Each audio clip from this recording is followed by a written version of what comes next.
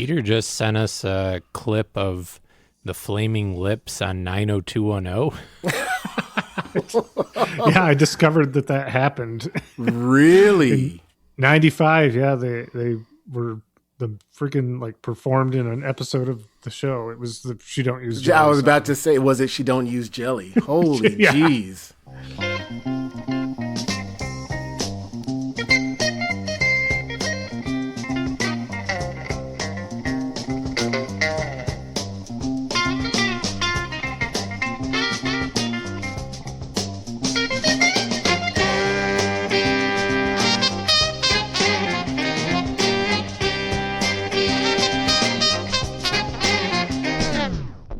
Welcome to I'd Buy That for $1, a podcast about inexpensive, common, and underappreciated records that are waiting to be rediscovered. I'm your host, Martin Irving Crawford Benedict O'Banion, better known by my podcast name, Sean Hartman. Wow, that's like the name of God you can't say, because I've never heard it before. Yeah, little known fact until this episode. Wow. Well, I'm co-host Jeremy, and I wanted to deal on a little known fact, a little conspiracy, in fact. Are you guys ready for my hot new conspiracy theory I'm going to drop? Bring it. I'm wondering why this doesn't happen more often in your intros now. This seems like primetime Jeremy. That's fair.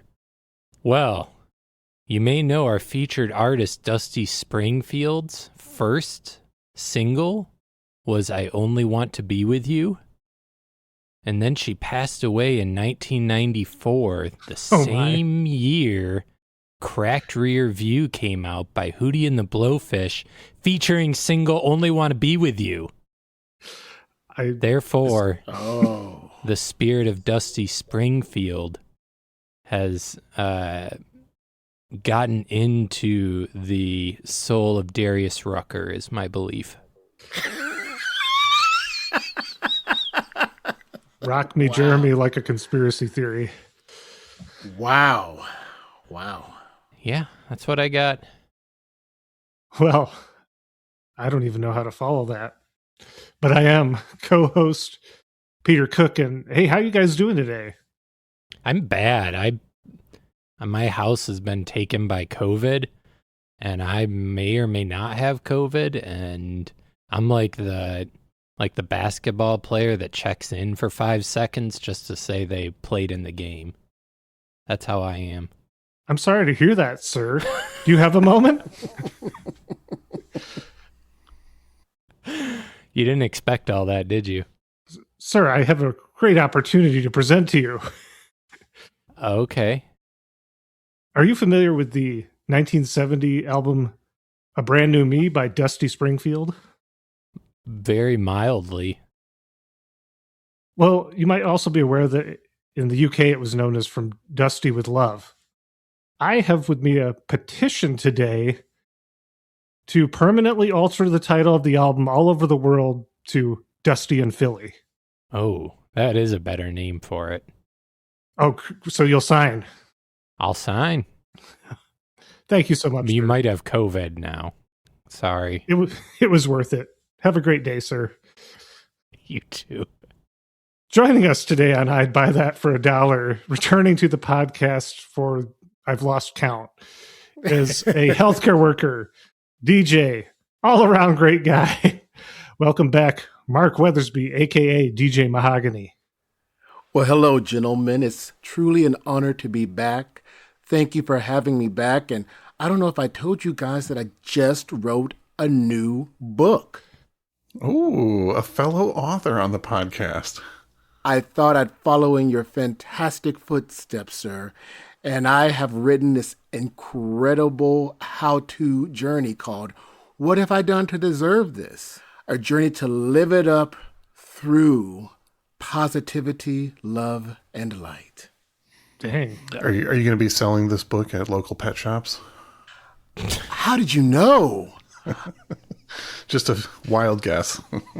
Oh my goodness. You incredible. My comrade in authority in writing there. I thank you so much. Thank you.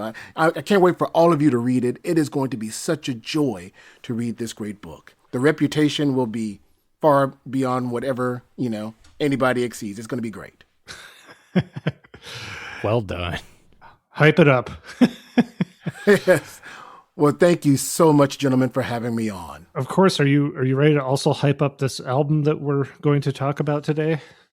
Yes, I'm very, very excited to talk about one of my favorite albums of all time, easily in my top 5 favorite albums of all time. Dusty Springfield's A Brand New Me, recorded at Sigma Sound Studios in Philadelphia. And I just love this album so much. It's just such a great album. I feel like we have been talking about doing this album with you for a very long time. I feel like there's been multiple episodes we finished recording and been like, well, what's the next one, Mark? Well, maybe that Dusty Springfield, A Brand New Me. It could be time for that one. And then we end up doing something else. So now the time is officially here. We are talking about this amazing, amazing album. I'm very excited to chat about this great record. 25 minutes of pure bliss. This album is short, sweet, and to the point. It's incredible. Not a bad song on it. And not a bad song on the extended editions with the unreleased material as well. It's just a great session. Agreed. That explains it. Because I've had this album for several years. You sent me a copy years ago now, Sean. And I was listening to it on streaming. It had been a while since I listened. And I didn't know it super well. I remember that I liked it, but after so long, I was thinking, this is going on a lot longer than I remember this album lasting. Yeah, there's 10 tracks on the original LP, and then I think the extended editions on streaming and other releases have like 17, 18 tracks, something like that. Wow, great reissue. Well, where are we starting? We're starting right at the top. Side A, track 1, Lost. On A Brand New Me, 1970, Atlantic Records, Dusty Springfield. I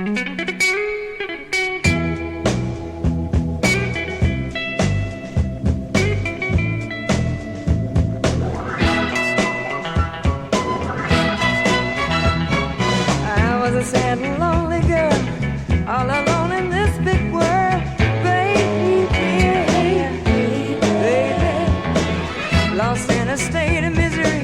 Not a soul to comfort me, baby, baby.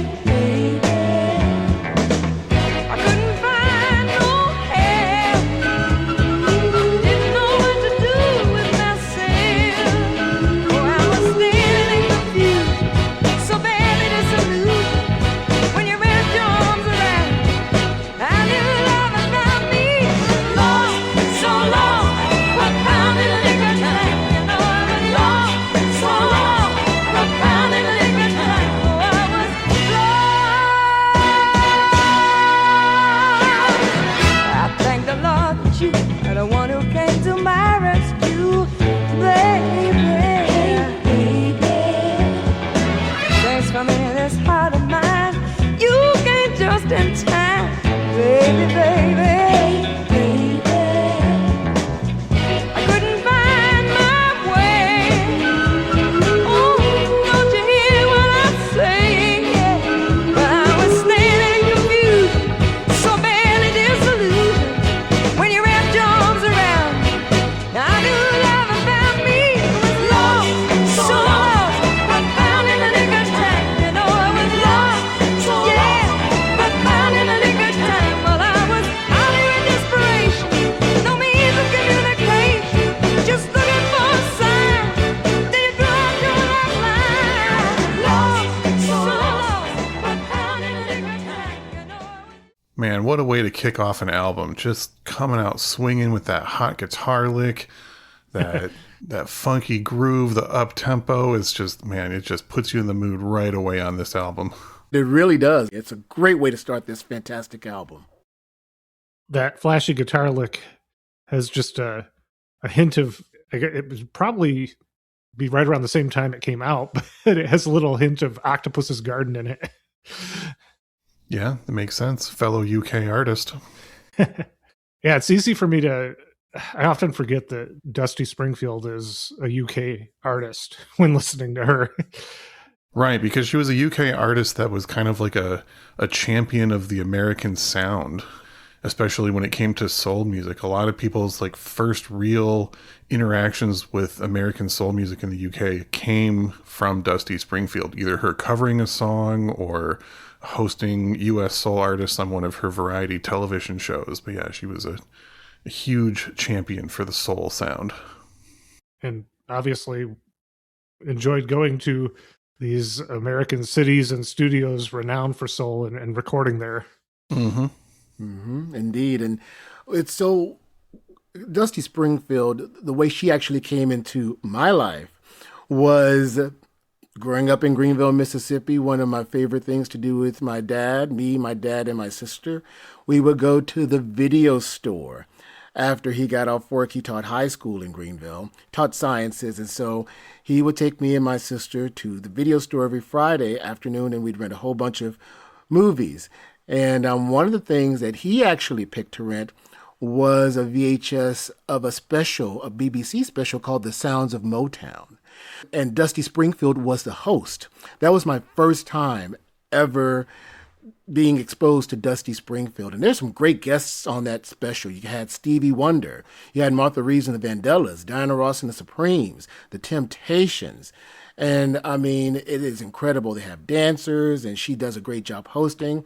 And she even duets with Martha Reeves, and they sing Wishing and Hoping, which is incredible. From there, I was just in love with Dusty Springfield, and that's how she came into my life. I'm sure the first place I heard her was on the Pulp Fiction soundtrack. Great start. Yes. Yes. Yeah, we're definitely going to mention the Pulp Fiction soundtrack later on. That's like an important part of the Dusty Springfield legacy, interestingly enough. Yeah, soundtracks can do that. But we'll get there. I guess anyone else have a background they want to share? I don't really have anything interesting. I thought I knew Dusty Springfield pretty well. And when I started going through her discography, I'm like, oh, I don't know like most of this actually. I think I've just like heard her mentioned a lot and then heard, a lot of the bigger songs like Spooky, and I've heard Dusty in Memphis, but like not as up on her as I thought I was. Yeah. So what was like your general impression of her then, if you could describe that? I, for some reason, thought she was more country. And it is kind of a country sounding name, isn't it? Yeah, but it's not really country music at all anywhere in it. No, I think she did some country music like way towards the end, like in the 80s or possibly 90s. But yeah, that was not part of her initial sound when she was at the height of her popularity. But man, she did soul music so well, especially with this cover of Lost. It was originally done by Jerry Butler. He recorded it in 1967 on his album The Iceman Cometh, written by the legendary Kenneth Gamble, Leon Huff, and it was co-written by Jerry Butler as well. Just a great, exuberant song. The arrangement she went with is different from the Jerry Butler version. They are both great, incredible songs, but she just really took it and kind of ramped it up and just made it her own. And it's just incredible. Such an incredible song. Now, this album, if we didn't explicitly say it already, it was like a early Gamble and Huff and Bell production. Of course, we've talked about them with you before, Mark, haven't we, with the Johnny Mathis album? That is correct, yes. And of course, they came up a lot when we opened, I believe it was the third season that we opened with Philly Soul, Philadelphia International Records exclusive. But this predates them forming that label by a year or two, doesn't it? Yeah, I actually wrote down a little context for where this is in the Gamble and Huff history. So this album came out in 1970, was recorded at the end of 1969. Gamble and Huff had just produced their first hit record in 1967. Does anybody remember what that was? No. Cowboys to Girls by the Intruders? No, that was the follow-up hit. Their first hit was Expressway to Your Heart by the Soul Survivors. Yes. Blue-Eyed Soul. Yep. And they got hired by Atlantic Records in 1968 after the success of Cowboys to Girls on Gamble Records by the Intruders. And then so they just had a short time period there where they were kind of house producers with Atlantic, and then they started Philadelphia International Records in 1971. Such a great label. That is my second favorite record label of all time, just narrowly behind Motown, which is always my favorite, but the sound of Philadelphia is just so incredible with those strings, those horns, and just that driving backing band, which I'm sure we'll talk about later on. Yeah, absolutely. Well, there's a lot to talk about with Dusty, so I'm just going to go ahead and dive into some of the early bios so we can get started on all this info here. I love info. Well, here you go. Dusty Springfield was born under the name Mary Isabel Catherine Bernadette O'Brien on the 16th of April, 1939 in West Hampstead, which is an area within London. Her parents were both Irish immigrants. She was raised in a middle-class family, music-loving parents, and reports that it was a somewhat dysfunctional family. Her parents were perfectionists, which was a trait that they definitely passed down to Mary O'Brien. Mary earned the nickname Dusty at a young age for her habit of playing football in the streets with the boys. She had her short, curly red hair and had that kind of classic tomboy reputation at the time. She attended an all-girl Catholic school in West London, and no surprise, she suffered from Catholic guilt for pretty much the rest of her life as a result of this.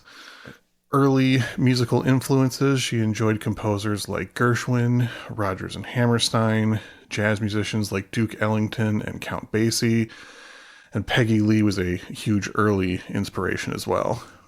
One of our favorites. Yeah, I could see that one. Yeah, previously mentioned and often discussed. Yeah, big podcast favorite there. Definitely similarities in attitude and style, and yeah. So Dusty began performing music officially in 1957 after graduating high school or secondary school, as some countries might call it. She initially performed folk music as well as joined a pop girl group called the Lana Sisters, which was one of those kind of fake sister groups where none of them were actually related, but they all took the last name Lana. I believe Dusty was like Shan Lana or something like that. They were like semi-notable group. They'd been around for a couple of years before she joined. They had some like minor hits. She was only with them for a little bit. She left the Lana Sisters in 1960 and then started a folk rock trio with her brother Tom. They chose the name the Springfields after practicing in a field during the springtime. Huh. I was wondering how they ended up, because I saw that wasn't her real name. Yeah. So then in the, tradition of the Lana Sisters and other groups, they all took the last name Springfield. And then she just ended up keeping both her nickname Dusty and the fake name Springfield throughout the rest of her career. Now, did Buffalo Springfield have anything to do with this? Not that I read anywhere, but if you want to pretend that is related, then sure. The Springfields were another group that was kind of just on the verge of making it big. They had one decent hit and a couple of minor hits and were, in a lot of ways considered like potentially one of the next big things in the UK. And then they broke up in 1963 just as people were expecting them to get bigger. Dusty went solo with the intention of developing a more American-influenced pop R&B sound. And her brother Tom then focused more on songwriting and production, most notably producing several albums for pioneering Australian folk group The Seekers. Well, before we launch into the official Dusty Springfield solo career, how about we listen to another song? Yes. Let's do it. All right, we're going to hear one that I think kind of showcases a little bit of those folk roots. We're going to play side A, track 4, Let Me In Your Way, co-written by Kenneth Gamble and Roland Chambers, and arranged by Roland Chambers.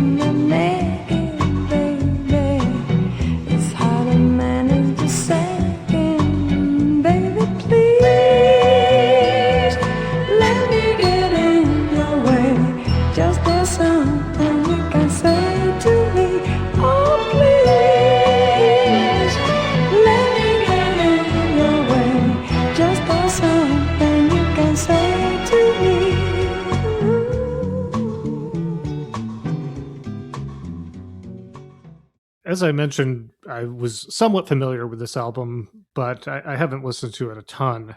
But really, just revisiting it, I'm baffled that there weren't more and bigger hits off of it. It feels like they just loaded it with singles, potential singles anyway. Yeah, it seemed to get kind of a lukewarm critical response at the time, which just makes no sense to my ears, but that's just what happens sometimes, especially when you put out an album following such a critical sensation as Dusty in Memphis. I think that's the problem, is it's standing in the shadow of Dusty in Memphis. Yeah, and at the time, very few people were really familiar with the names on this, Gamble and Huff, etc. It's more in retrospect that it's just like, wow, what a legendary cast of musicians on this album. But maybe at the time it was like, well, they had the A-team on Dusty in Memphis, and then they got these new guys doing the follow-up, and it's a different sound, and it's not as good. Yeah, this came to me in a unique retrospective way, if I may share. Growing up in Greenville, Mississippi, and growing up in the 90s, my dad would receive these mail order catalogs. And one of the mail order catalogs he received was from Rhino Records. And I never will forget, on a trip to Memphis where we were going to go digging for records, I was looking through the catalog. And I was literally like reading every sale entry in that catalog. And my dad was like, okay, you can pick one thing. And the one item that stood out to me was Dusty Springfield's A Brand New Me. I had really been into the Philadelphia International Records label and that specific sound. And I had no clue that she did an album with them. I was familiar with Dusty in Memphis, but had no clue about this album. And so I asked my dad if he could order that specific CD for me, and he was kind enough to do that for me. And I never will forget getting it in the mail and putting it in my JVC CD player in my room and listening to that first track that we played, Lost, and listening to that album in its entirety. And I was truly blown away. I was truly blown away by how fantastic this album is. And I have to say, I like it more than Dusty in Memphis. Whoa, controversial opinion, but yeah, I mean, I can't fault you. They're two classics. And yet, Dusty in Memphis, you're gonna, pay a really high price for a copy of that, whereas this is like a $6 record. Yeah, and I'll get into just a little bit later my theories on why there's such a drastic price difference in the value on these two albums. I look forward to it. Yes, I found my copy for $1 at a now defunct record store in Atlanta called Full Moon Records, which is where a good bit of my collection came from. I found it up in their little loft. They had a loft full of dollar records. And I found my copy there in pristine condition. And I was so overjoyed the day I found that. All right, well, let's jump back into this bio here. So Dusty just left her group. She's starting her solo career, drops her debut single, I Only Want to Be With You, which came out November 1963 in the UK, but didn't reach the US charts until January of 1964. Does anyone know why that was a significant time to be reaching the American charts? Because it was 30 years before Cracked Rear came out. That's one reason. Might the Fab Four from Liverpool have something to do with it? Yes, more specifically. Her single reached the U.S. charts just 1 week after the Beatles' first hit, I Want to Hold Your Hand, which means that to a lot of U.S. audiences, Dusty Springfield was one of the first artists that was associated with the British invasion sound. That song, to this day, I can't believe it's from that era. That it's that old. I was hearing it for years, thinking that it was. I mean, I thought it was a later recording trying to do a vintage sound, not a recording from 1963, 64. Yeah. And Dusty's debut single is really, really good, too. You would think that an artist transitioning genres and like going solo for the first time might have kind of a shakier start, but she comes out swinging with that first single, almost a fully formed soul-inspired sound that early on. It's a huge sounding record in a '60s way. Yeah, Yep. exactly. Yeah, going for the Phil Spector kind of production style with it. So the 60s were kind of a big time for Dusty. She kind of exploded, especially in the UK. Throughout the mid 60s, she was one of the best-selling artists in the UK. She had US hits as well, but generally nothing charted in the US quite as well as it did over in the UK. As I mentioned, she hosted a variety show on TV and gained a reputation for being able to sing just about any genre, although she was best known as a soul singer. There were many articles written about how she was potentially the greatest white soul singer alive. They hadn't come up with the term blue-eyed soul yet. They used that, and they used a lot sketchier terms.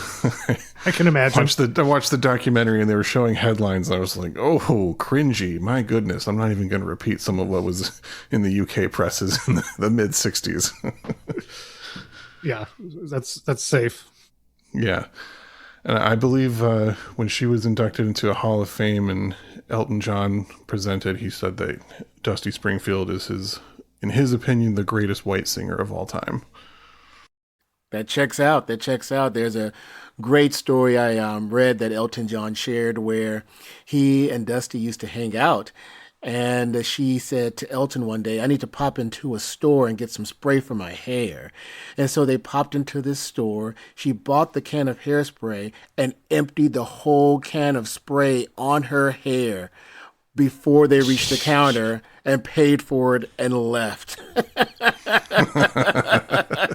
Which I think is a great story. She was apparently all about her hair. Yeah. Yeah, the hair and the makeup was definitely like a defining part of the Dusty Springfield look. Mark, do you want to kind of describe what she had going on? She always had this very lovely kind of sort of tall bouffant hair. And she always had the most gorgeous makeup and the most beautiful dresses.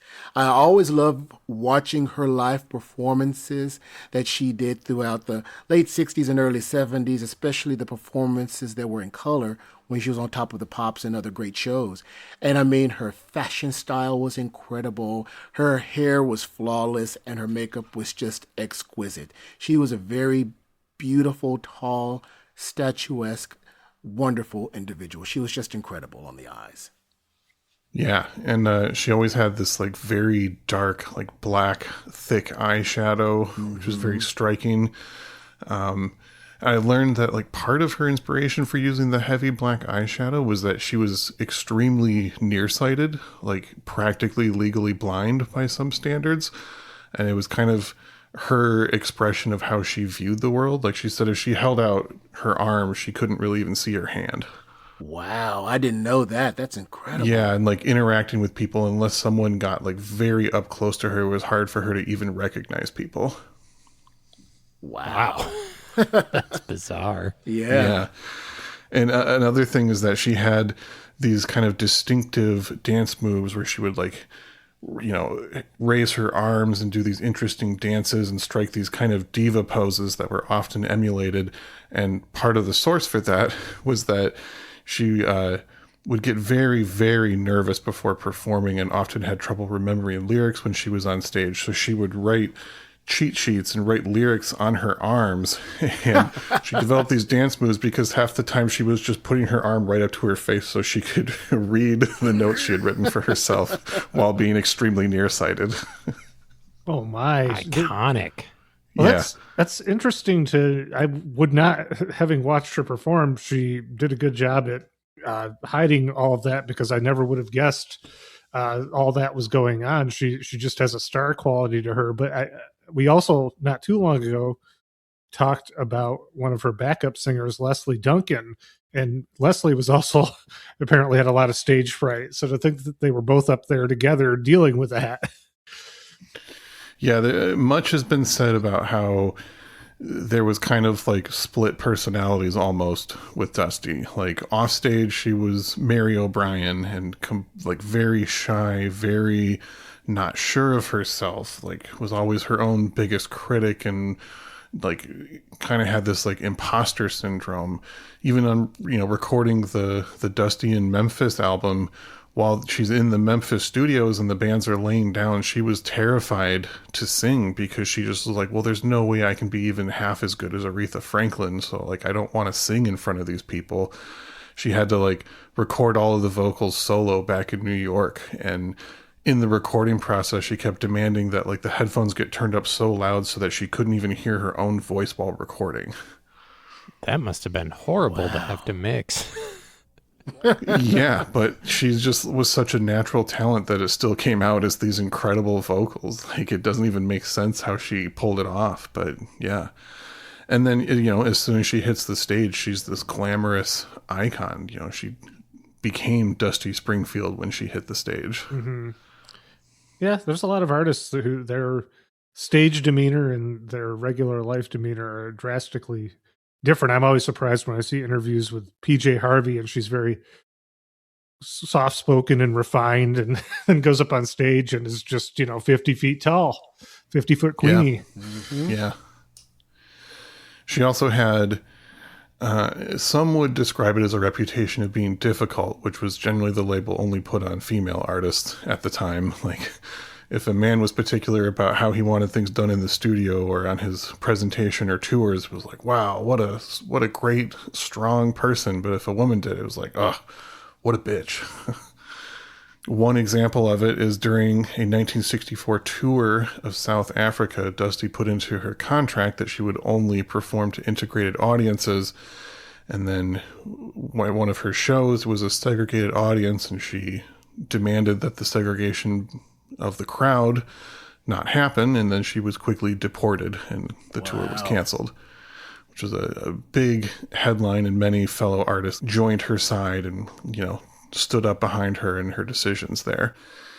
And on top of that, she was very hands-on with the production of a lot of her 60s records. She would go to the US and see how things were done there and bring some of these techniques back. Like, it was considered more of an American thing for bass players to not use a pick, to just use their fingers. So she would demand in the studio that these UK session musicians would use their fingers when they were playing bass and do all these little things to get the sound that she wanted. And, the results speak for themselves, but at the time, she was often considered to be a difficult artist to work with, for better or worse. Yeah, there's that double standard applied to difficult men and quote unquote difficult men and quote unquote difficult women. Yeah, absolutely. So yeah, the mid 60s were in many ways the height of her popularity. And then by the late 60s, her music was starting to fall out of fashion in a way. Her solution to kind of reinvent herself at the time was signing a U.S. record deal with Atlantic Records, specifically because she wanted to be label mates with one of her musical heroes, Aretha Franklin. And the result is the album that we've been mentioning throughout the episode, Dusty in Memphis. She was backed by the Sweet Inspirations on vocals and the Memphis Boys on instruments, a group that we just discussed. Were also the backing band on the Danny O'Keefe record that we just covered, as well as many other classics. Yeah, so that was the Dusty in Memphis, but this is the follow-up to that, right? Like, this is the next album? This is the next album. She only did 2 albums for Atlantic, Dusty in Memphis and then Brand New Me right after that. So now here's some more background and my theories on the value difference. Okay. So when Dusty in Memphis came out, critics generally loved it, but it did not chart well, not in the US and not in the UK. However, after the album had been out for a little while, they put out the single Son of a Preacher Man, which ended up being a pretty big hit, but didn't really affect the album sales too much, as it kind of was a later single that came out. So I think that the idea was, because she had just gotten this new juice off the Son of a Preacher Man single, that the follow-up album on the same label would probably be a bigger hit. So I think Dusty in Memphis didn't have as many initial press-ins because it wasn't selling, and they probably overpressed Brand New Me, anticipating better sales off of the strength of the Son of a Preacher Man single. That makes total sense. Yeah, we've seen that before. I think that was the case with like the Boz Scaggs album that we talked about. Mm-hmm. Even though I said Son of a Preacher Man was a hit, it still just barely cracked the top 10. I think it was like 9 in the UK and 10 in the US or something like that. It wasn't till 1994 when it was included on the Pulp Fiction soundtrack that it became the household classic that everyone knows now. It was somewhat of a sleeper hit up to that point. Yeah, I guess it's kind of like Kate Bush, Stranger Things, running up that hill. Yeah, it does happen. Son of a Preacher Man was nominated for a Grammy, but ended up losing to Peggy Lee's Is That All There Is? Oh wow! Whoa! Came back Full circle. I'm going to say the Grammys got it right that time. Controversial Yeah, opinion, deal with but, it. That's just the COVID talking. Zing. That might be true. Another fun little detail from the Dusty and Memphis sessions, while that was being recorded, Dusty convinced Atlantic label head Jerry Wexler to sign her friend's new band, her friend being John Paul Jones and his new band being, of course, Led Zeppelin. That's how they got on Atlantic. That is a big reason, Dusty Springfield, because John had done some session work on some of her albums before that. Yeah, that makes sense. Both Jimmy Page and John Paul Jones were major session players prior to Led Zeppelin. So, Yep, that's how it happened. Well, how about we listen to another song? Heck yeah, let's do it. All right, we're flipping over to side B, track 1, title track, Brand New Me, written by Kenneth Gamble, Tom Bell, and Jerry Butler. yeah, and if there's any song that is remembered from this album, I would say it's this one.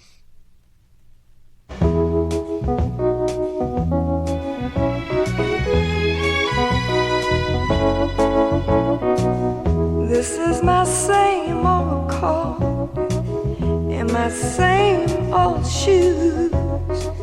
I was the same old me with the same old blues. Then you touched my life just by holding my hand. Now I look in the mirror and see brand new girl. I got a brand new walk, a brand new smile. Since I met you, baby, I got a brand new style. Just because of you, boy, just because of you. Just because of you, boy, just because of you. I got the same old friends, they got the same old sins. I tell the same old jokes, get the same old grin. But now the jokes sound new, and the laughter does too. Every day of my life is fresh as morning dew. Just because of you, boy, just because of you. Just because of you, boy, just because of you. Just because of you, boy, just because. That is a great example of what great songwriting can do for a specific song. This song, in my opinion, is timeless. Jerry Butler was the original singer of A Brand New Me. His version's incredible. There's a reason Atlantic Records put this single out, because it just has such a wonderful, unique energy to it. I mean, it peaked at number 3 on the adult contemporary charts. It peaked at number 24 pop. And Aretha Franklin also covered this song on one of my favorite Aretha albums of all time, Young, Gifted, and Black. And her version is just as equally incredible. So this song to me is just beautiful, flawless, and just evocative and bouncy. And it has such a wonderful positive energy to it. I was literally sitting in my seat, swaying side to side with the biggest smile on my face. I mean, it's just a great song. Yeah, Dusty is a famous interpreter of songs. She experimented early on with songwriting and kind of quickly realized that it just wasn't her thing, but she had this gift for making a song her own while still completely paying tribute to the original versions of it and the soul versions that she loved and emulated. Yeah, it's hard for me to listen to this and imagine a white British lady, to be honest. She really captures the soul delivery. She is one of those classic artists that for people who only listen to the radio, many, many people assumed that she was a black artist before eventually seeing her on an album cover or a TV show. Yeah, like we talked about with Gail McCormick from a group called Smith. She is, Dusty is in that upper echelon of female singers who are soul legends. She's right up there with Tina Marie and Lisa Stansfield, and she's just kind of really right in that super high echelon of soul singers that are truly loved. I saw that the song we just listened to, the title track, A Brand New Me, is generally the song that if anything from this album gets included on Dusty Springfield compilations, it's that song. Yeah, and good reason for it, but at the same time, it makes no sense that none of the other tracks get credit off this album because there are no bad songs, not even any mediocre songs on this album. It is just excellent start to finish. I wholeheartedly agree. Yeah, it really feels almost like an album just loaded with potential singles, and they're all like about 2.5 minutes. I think one song exceeds 3 minutes just barely. Yeah, 3 minutes and 21. Everything else is like 2.5 or less. Tight songs, tight album. I mean, I guess it's 1970 that this is hitting stores and in the radio, and I don't know, maybe it just wasn't the what was happening at the time. Don't bore us. Get to the chorus. So, Peter, I loved your intro because I literally wrote a note that this album could have easily been called Dusty and Philly. That's what I started thinking when I was looking into it. I was like, why wasn't it just Dusty and Philly? Yeah, I mean, especially being the follow-up to Dusty in Memphis. I don't know. And yeah, it was From Dusty with Love in the UK, which is a inferior album title, but oh well. I got confused because I was trying to just do a quick listen through from specifically the songs you said we were talking about. So I was just using YouTube, and I kept seeing a different album cover and a different album name for all these songs that I was trying to listen to before we started here. And I was very confused for a moment. And so then you can tell that's when I then came up with my intro. It was very last minute. That petition just got put together. So we've already mentioned a few names on this album, but I'll just run through the list of legends on this. This is all Philly royalty here. Recorded at Sigma Sound in Philadelphia, entirely produced by Gamble and Huff. Kenny Gamble co-wrote every song on the album. You got Tom Bell, Roland Chambers, and Bobby Martin doing the arrangements. The band is, the players who are on so many of the great Philadelphia international albums. Roland Chambers and Norman Harris on guitar, Ronnie Baker on bass, Earl Young on drums. That's, of course, the famous Harris-Baker-Young production trio. You got Vincent Montana Jr. on vibraphone and backing vocals, also known as the Godfather of Disco. Eugene Dozier on piano, who was a prolific songwriter and staff member at Gamble and Huff. Joe Tarsi is the engineer. You got Don Ronaldo doing the strings, Sam Reed doing the horn section. It's just a star-studded affair. All these guys would go on to do so much more on creating the Philadelphia sound that we know and love. Yeah, those names were all right at the forefront of my mind at the beginning of season 3. It was like a flashback there. So unfortunately, this was kind of the last banger in her career in a lot of ways. Even though it would seem that these back-to-back amazing albums on Atlantic would prime her for an excellent 1970s, her career slowed down pretty dramatically through the 70s and 80s. She had one comeback in 1987 when she guested on the Pet Shop Boys hit single, What Have I Done to Deserve This? Great song. Great song. Yeah. Yeah, I guess the recording of that was kind of a tortured affair where she like insisted on like recording almost every word individually, or like really piecing through the song bit by bit, trying out different things, figuring out exactly how she wanted to sing it, and recording and re-recording until in her mind it was perfect. But then it was the comeback hit that she deserved. Interesting. Yeah, that's something that we never even touched on in way back in our Tammy Wynette episode was her track that she did years later in the early 90s with the KLF. And the it's like a dance classic. And I guess that her coming in and trying to sing on that track, like it was just not, the environment she was used to. And it was all off, but they were able to like basically use cutting edge technology to line it up right with the track and make it sound like a hit.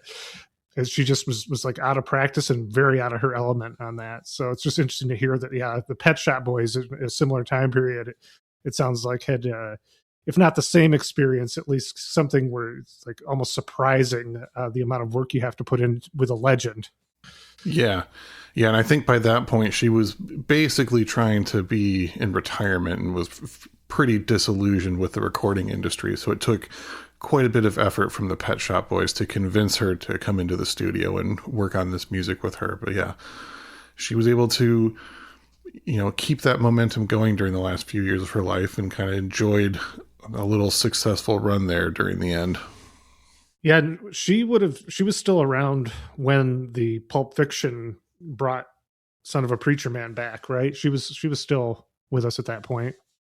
Yeah, she died in March 2nd of 1999. So yeah, the last few years she was battling cancer and was really completely out of the public spotlight. But yeah, she would have, enjoyed a little bit of that Pulp Fiction bump as well there. Oh, that doesn't line up with the conspiracy theory, Jeremy. I'm realizing right now, looking at her Wikipedia, since I did almost no research myself, that under death it says in January 1994, she fell ill, but like that's as far as I managed to read because you've also fallen ill. I've also fallen ill, so my conspiracy theory falls apart. That sounds like the amount of research that a conspiracy theory person usually puts in. So it's all good. Yeah, that's in line. Yep. So we could have devoted the entire episode to this, but I wanted to touch briefly on Dusty's kind of public image, cultural legacy, bit of her personal life. We talked about in the 60s, she had this reputation for being a supposedly difficult artist. But in 1970, shortly after this album came out, she gave an interview where she came out as a bisexual artist, something that she had been carefully hiding through the 60s out of fear of it ruining her career, ruining her standing. In some ways that did have an effect on her fall from the charts in 1970, on top of having a pretty serious drug and alcohol addiction that only got worse through the 70s and 80s. But, part of why the Pet Shop Boys brought her back is because by the 1980s, she was officially a huge queer icon. A lot of the early drag culture was a very popular thing for people to dress up like Dusty Springfield at drag shows. Oh, yeah. She's got that Streisand quality. Yeah. Easy to make Judy Garland comparisons as well. Yeah, she was a hero for a lot of people in many ways. So yeah, she was primed for that Pet Shop Boys comeback in 1987. I knew I felt drawn to that wonderful woman for so many reasons, and that's one of them. She is a queer icon and a true legend. Well, Sean, do you have any other legendary albums you'd like to compare this to, perhaps? Yeah, I ended up finding some very direct comparisons, some excellent bargain bin material that ties in perfectly with this album. First up is an artist that she was often compared to, especially in the 1960s, Dionne Warwick, in her 1969 album Soulful, which feels like a direct comparison to this because not only are there Aretha Franklin covers and that Memphis sound, but there's multiple Beatles covers on here. So you have that UK Southern Soul connection going on there with the kind of sophisticated vocals. So highly recommended, and that's an easy one to find in the dollar bin.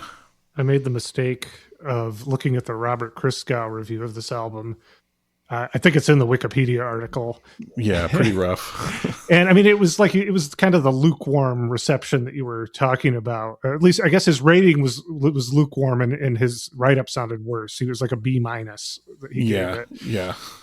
Have we ever said anything good about Robert Christgau on this podcast? We did. We said that his take on the Incredible String Band was pretty good. He couldn't tell if they were magical or bullshit. I feel like any other time we've invoked his name is just to like shit on how like stupid of a review he wrote about a thing that we like. You know, I can see that I often dislike his reviews, but as a critical voice, I can see why he was someone that people were listening to. I don't know. I can kind of see both sides of that. But again, I made the mistake of looking at it, but I did see that he said that Dusty and Dion were basically like the two best singers of the time, like that. Those were the two at that level. Yeah. Like I said, she was often compared to Dion. An artist that we haven't really talked about a whole lot on this podcast. Yeah, she's got plenty of bargain bin material. Like maybe even only one album that is valuable now, and that's just because Dilla sampled it. I first knew her, I should say, as the celebrity figure who was going after gangster rap in the 90s. I totally remember that. Yeah. There's some great stories about her like confronting some of those guys and them being like, "Oh shit, Dionne Warwick's getting after us. We better shape up." Like Snoop said that. So back to my recommended albums. Initially, I was gonna go with a couple other black women soul singers from America that were doing some now bargain bin albums around this time. Thought about the first Diana Ross solo album, thought about some Nancy Wilson, but then I was wondering, I wonder if there's any other UK blue-eyed soul singers who went this direction and did kind of an American Southern soul sound, and I found two great examples. The first one, Lulu, New Routes from 1970, even has a similar kind of title to Brand New Me. Oh, I've seen Lulu in the dollar bin, but I've never grabbed one.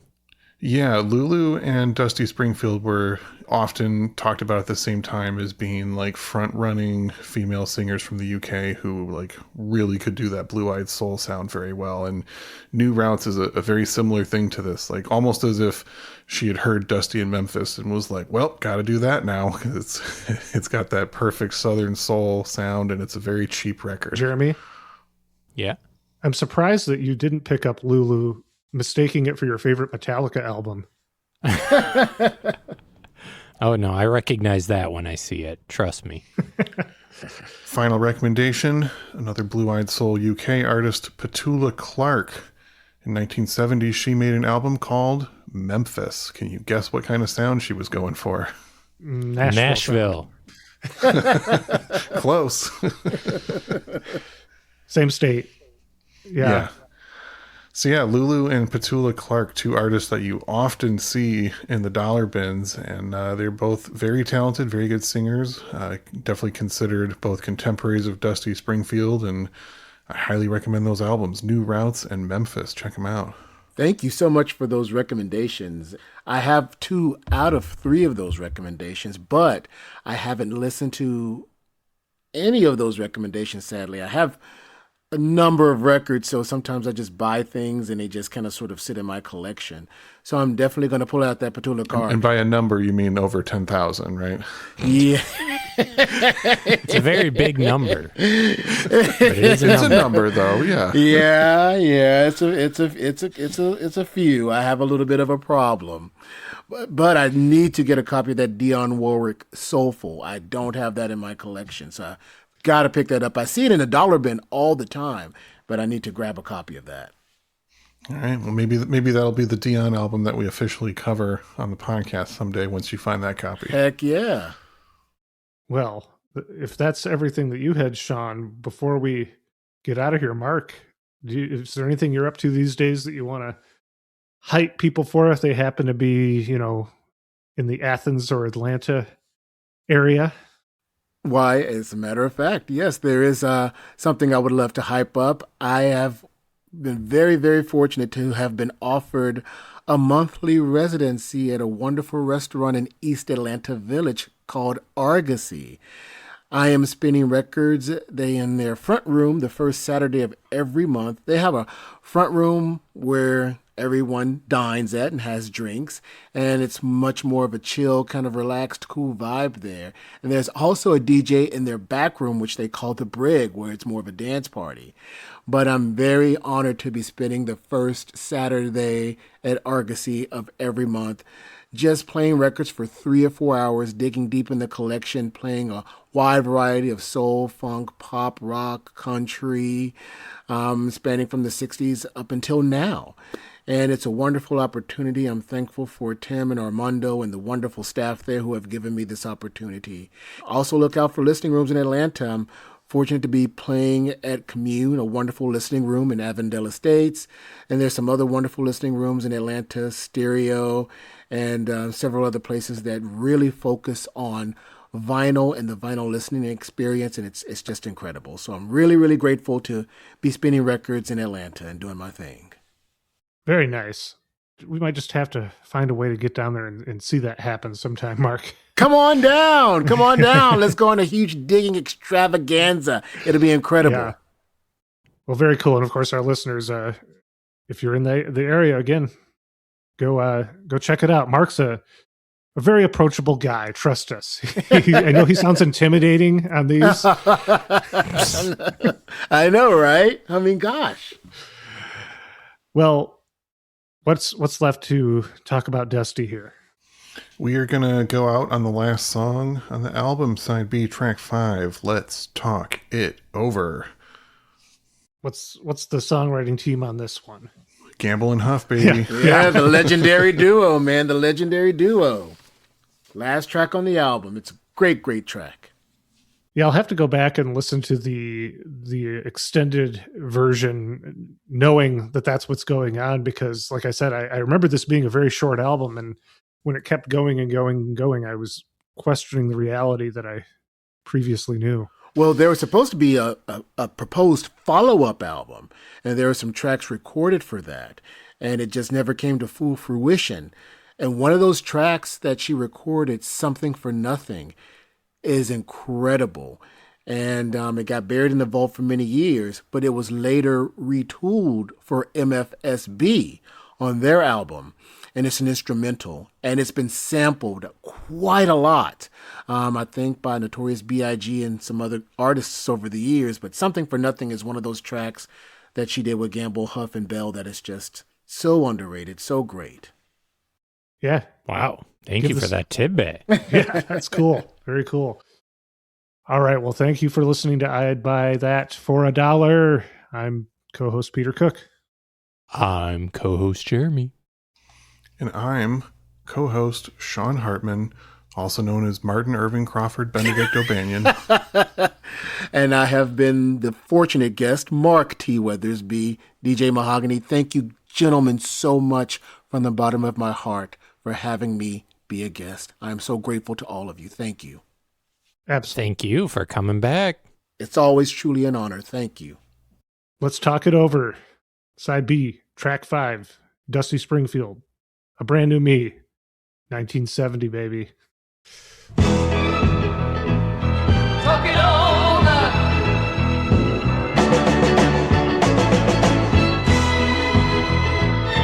Talk it over.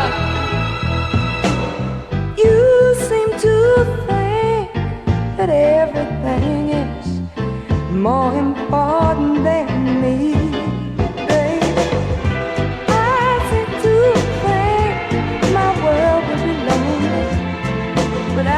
On the scene, oh, it's about time I move up the ladder. Gotta be number one or nothing at all. Let's sit down, talk it over.